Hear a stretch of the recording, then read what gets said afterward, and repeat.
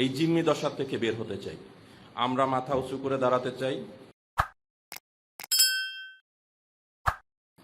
শিক্ষকদের দেখবেন যারা প্রকৃত শিক্ষক, তাদের এই ঘাটি কখনো মোটা হয় না। তারা পরিশ্রমতায় মেধাটাকে যত বেশি খাটানো যায়, তারা দেখবেন এখানে মাংস খুব কম জমে। আর যারা উৎকোষে বুধ হয়ে থাকে, এই চোয়ালের নিচে মাংস জমে, এটার নিচে মাংস জমে। বুঝতে পারছি। তার কারণ হলো কি, ওই উৎকোষের মধ্যে ভিটামিন এ থেকে শুরু করে জেড পর্যন্ত সবগুলাই আছে, কোনো ওষুধ খাওয়া লাগে না। তো এই যে যে জিনিসগুলো আছে, এই যে আমার শিক্ষক বন্ধুরা, এগুলা চাইয়ে দেখলি বেড়াই তো বোঝা যায় জাত শিক্ষক।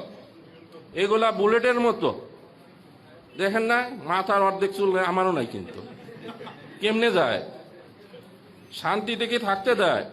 একটা চিন্তা করেন, আমাদের অভিভাবকটা কে? ম্যানেজিং কমিটি, থানা মাধ্যমিক শিক্ষা অফিসার, জেলা শিক্ষা অফিসার, ডিসি, কিনা আমাদের অভিভাবক। এটা বলে বাদ দেওয়ার মরণ নাই, কিল মারার গোসাই। দেখলাম একটা চিঠি দেখলাম, ফায়েজ ভাই দেখাইছে, টিওনো এসে তদন্ত করে সুপারিশ কি উল্টা পাল্টা করছে।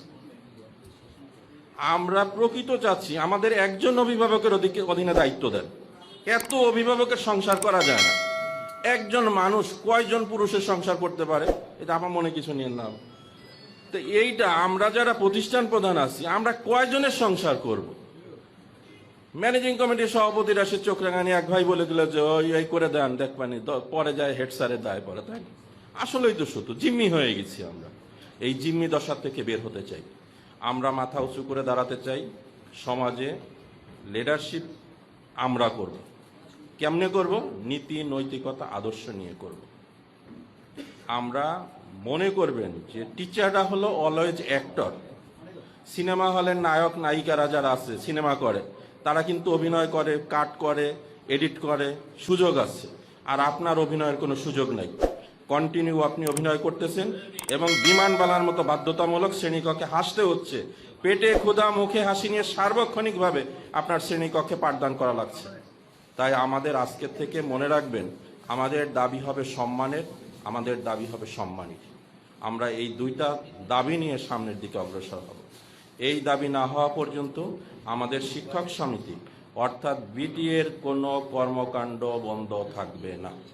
আমরা এর পরিপূর্ণ সুফল ঘরে তুলে তারপরে আমরা আপাতত এই আন্দোলন উইথড্র করা যেতে পারে। এখনো কিন্তু আন্দোলন উইথড্র হয়নি, এটা সাময়িক স্থগিত করা হয়েছে, প্রয়োজন হলে আবার চলবে আর কি। জয় বাংলা, জয় বঙ্গবন্ধু, জয় হোক।